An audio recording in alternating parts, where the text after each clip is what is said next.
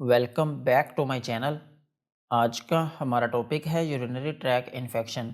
Urinary tract infection को हम UTI भी कहते हैं और ये एक ऐसी इन्फेक्शन है जो कि आपकी बॉडी में यूरिनरी सिस्टम को इफ़ेक्ट करती है। और इस इन्फेक्शन को डिफरेंट टाइप्स में डिवाइड किया गया है: lower UTI, upper UTI and complicated UTI. अगर ये इन्फेक्शन आपके मसाने को इफ़ेक्ट करती है या फिर आपके यूरिथ्रा में होती है तो फिर इस केस में हम इसको कहते हैं लोअर यूटीआई। और अगर ये इन्फेक्शन आपके गुर्दों तक फैल जाती है तो फिर हम इसको कहते हैं अपर यूटीआई। और कॉम्प्लिकेटेड यूटीआई जो है ये तब होती है जब आपके यूरिनरी सिस्टम में कोई स्ट्रक्चरल या फिर फंक्शनल एबनॉर्मेलिटी हो जाए। मिसाल के तौर पर नॉर्मली आपका यूरिन जो है वो आपके गुर्दों से आपके मसाने की तरफ आता है, लेकिन अगर ये प्रोसेस उलट हो जाए और आपका यूरिन जो है वो आपके मसाने से आपके गुर्दों की तरफ चलना शुरू हो जाए तो फिर ये एक स्ट्रक्चरल और फंक्शनल एबनॉर्मेलिटी होगी। और यूटीआई को मज़ीद 3 स्टेजेस में डिवाइड किया गया है: माइल्ड यूटीआई, मॉडरेट यूटीआई और सीवियर यूटीआई। ये जो स्टेजेस हैं ये बीमारी की शिद्दत के ऊपर हैं और ये इन्फेक्शन ज़्यादातर बैक्टीरिया की वजह से होती है। बैक्टीरिया में ग्राम पॉजिटिव और ग्राम नेगेटिव दोनों तरह के बैक्टीरिया शामिल हैं और कुछ केसेस में फंजाई भी शामिल होती हैं। फंजाई की भी एक ख़ास स्पीशी है जिसको हम कहते हैं कैंडिडाई। ये स्पीशीज ज़्यादातर यूरिनरी ट्रैक इन्फेक्शन की वजह बनती है और ये इन्फेक्शन ऐसे लोगों में मोस्टली देखी गई है जो कि हाइजीन का ख्याल नहीं रखते। पेशाब करते हुए वो अपने हाथों को ठीक तरीके से वॉश नहीं करते या फिर पब्लिक टॉयलेट का बहुत ज़्यादा यूज़ करते हैं, या फिर ऐसे लोग जो कि अपने पेशाब को रोके रखते हैं और जल्दी पेशाब करते ही नहीं हैं। और इससे भी एक अहम बात यह है कि ये उन लोगों में बहुत ज़्यादा होती है जो कि सेक्सुअल एक्टिविटी हद से ज़्यादा परफॉर्म करते हैं या फिर मल्टीपल पार्टनर्स का यूज़ करते हैं। और ये मेल और फीमेल दोनों में हो जाती है, लेकिन मर्दों की निस्बत ख़वातीन में ज़्यादा देखी गई है। और इसकी भी एक ख़ास वजह है कि ख़वातीन में पेशाब की जो नाली है उसकी लेंथ मर्दों की निस्बत कम होती है, जिसकी वजह से उनमें इन्फेक्शन होने का ख़तरा जो है वो मर्दों की निस्बत ज़्यादा रहता है। और कुछ मेडिकल कंडीशंस भी ऐसी होती हैं कि जिनकी वजह से पेशाब की इन्फेक्शन होने का ख़तरा बढ़ जाता है।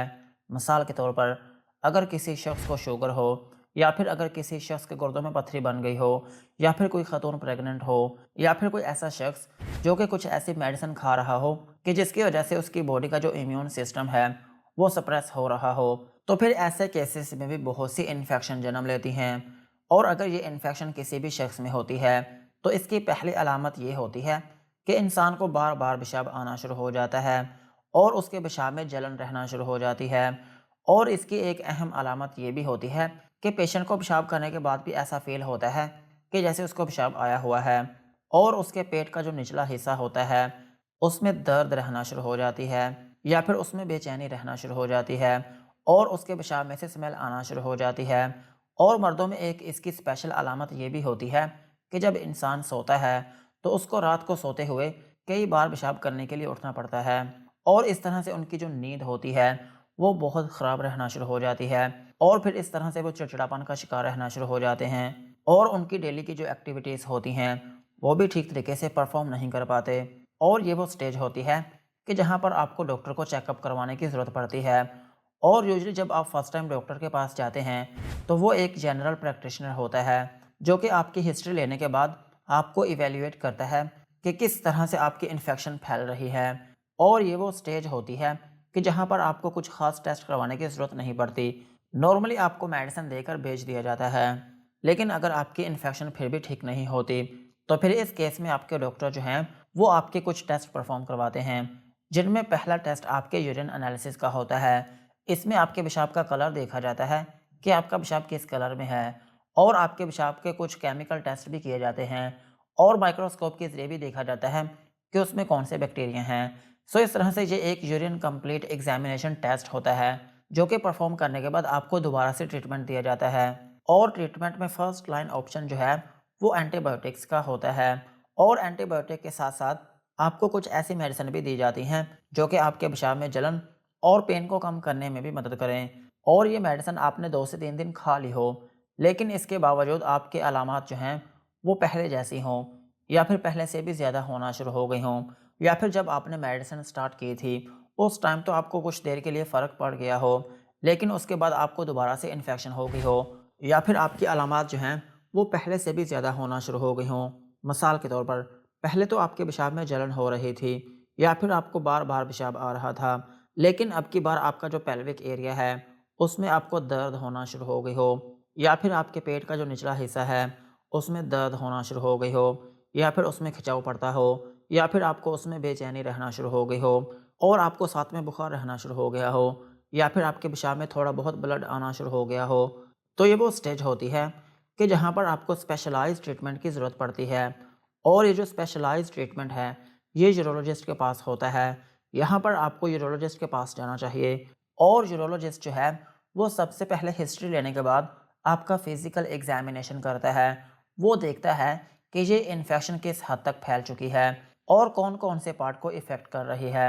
और फिर उसके बाद आपका यूरोलॉजिस्ट जो है, वो आपको कुछ टेस्ट लिख कर देता है, जिसमें पहला टेस्ट होता है यूरिन कल्चर। यूरिन कल्चर से हमें ये पता चलता है कि आपको कौन से बैक्टीरिया की वजह से इन्फेक्शन हो रही है और ये बैक्टीरिया कौन सी मेडिसिन से मरेगा, इससे हमें ये पता चल जाता है। और फिर इसके बाद आपको कुछ ब्लड टेस्ट लिख कर दिए जाते हैं, जिसमें ये देखा जाता है कि आपकी बॉडी में कोई इन्फेक्शन या फिर कोई इन्फ्लेमेशन तो नहीं चल रही। इस चीज़ को देखने के लिए आपको सीबीसी टेस्ट लिख कर दिया जाता है और इससे अगला स्टेप होता है अल्ट्रासाउंड। और अल्ट्रासाउंड जो है, ये एक इमेजिंग टेक्निक है, जिसके ज़रिए डॉक्टर आपके अंदरूनी हिस्से को देखते हैं और फिर इसके बाद आपका डॉक्टर जो है, वो ये डिसाइड करता है कि आपको नेक्स्ट ट्रीटमेंट क्या देना चाहिए या फिर अगर आपकी इन्फेक्शन सेक्सुअल एक्टिविटी से लिंक है, तो फिर इस केस में आपको सेक्सोलॉजिस्ट के पास रेफ़र कर दिया जाता है। मोस्ट ऑफ द केसेस में इन्फेक्शन जो है, वो यहीं पर ठीक हो जाती है, लेकिन कुछ केसेस ऐसे भी होते हैं कि जिनमें ये इन्फेक्शन दोबारा से आ जाती है। इसको हम कहते हैं रिकरेंट यूरिनरी ट्रैक इन्फेक्शन। और इस बार आपका यूरोलॉजिस्ट जो है, वो आपको सीटी स्कैन करवाने का बोलता है और सीटी स्कैन जो है, ये मज़ीद चीज़ों को हाईलाइट करने में मदद करता है। मिसाल के तौर पर अगर आपके गुर्दों में पथरी हो या फिर आपके गुर्दों में कोई रुकावट हो या फिर आपके गुर्दे में रेशा पड़ गया हो या फिर आपके गुर्दे में कोई रसौली हो या फिर आपका मसाना जो है, वो नॉर्मल पोजीशन में ना हो या फिर आपके प्रोस्टेट ग्लैंड्स का जो साइज़ है, वो बढ़ गया हो, तो फिर इस तरह की ये जो डिटेल्स फाइंडिंग्स होती हैं, इनको देखने के लिए सीटी स्कैन हेल्प करता है। और इससे अगला स्टेप होता है सिस्टोस्कोपी। ये भी एक प्रोसीजर है, जिसके थ्रू कैमरे के ज़रिए आपके मसाने को देखा जाता है। और इससे अगला स्टेप होता है यूरोडायनामिक स्टडीज़। ये भी एक टेस्ट है, जिसके अंदर मज़ीद मल्टीपल टेस्ट किए जाते हैं, ये देखने के लिए कि आपके पेशाब की जो धार है, वो किस कदर बन रही है और आपका पेशाब जो है, वो कितनी मिकदार में आ रहा है और आपका पेशाब मसाने में कितना पड़ा हुआ है और आपके मसाने में जो मसल्स होते हैं, उनको भी एनालाइज़ किया जाता है कि वो आपके पेशाब को कितनी देर तक रोक सकते हैं। और इस स्टडी में और भी कुछ चीज़ों को देखा जाता है और जब ये सारी फाइंडिंग्स हो जाती हैं, तो फिर उसके बाद आपका डॉक्टर जो है, वो ये डिसाइड करता है कि आपको कौन-सा ट्रीटमेंट देना चाहिए। इस केस में भी फर्स्ट लाइन ऑप्शन जो है, वो एंटीबायोटिक का ही होता है और एंटीबायोटिक्स जो हैं, इस केस में हो सकती हैं सेफ्ट्रिएक्सोन, पिपरासिलिन टैज़ोबैक्टम, सेफिपाइम और मेरोपेनम। इन सब में से कोई भी एक एंटीबायोटिक इस केस में यूज़ की जा सकती है और एंटीबायोटिक के अलावा प्राइमरी कॉज़ को भी ठीक किया जाता है।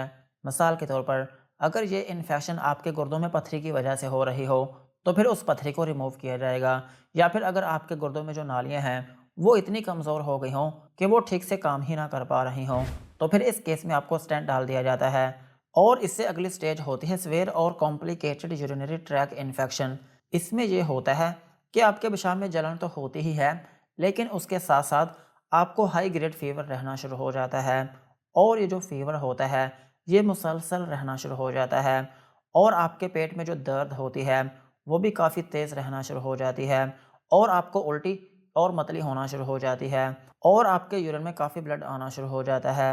और इसकी एक अहम अलामत ये भी होती है कि आपके यूरिनरी सिस्टम में ज़ख़म बनना शुरू हो जाते हैं और ये जो ज़ख़म होते हैं, इनको हम कहते हैं सेप्सिस। और इन सेप्सिस की वजह से आपका बीपी जो है, वो बहुत कम रहना शुरू हो जाता है और आपके दिल की जो धड़कन होती है, वो काफ़ी तेज़ रहना शुरू हो जाती है और आप कन्फ्यूजन का शिकार रहना शुरू हो जाते हैं।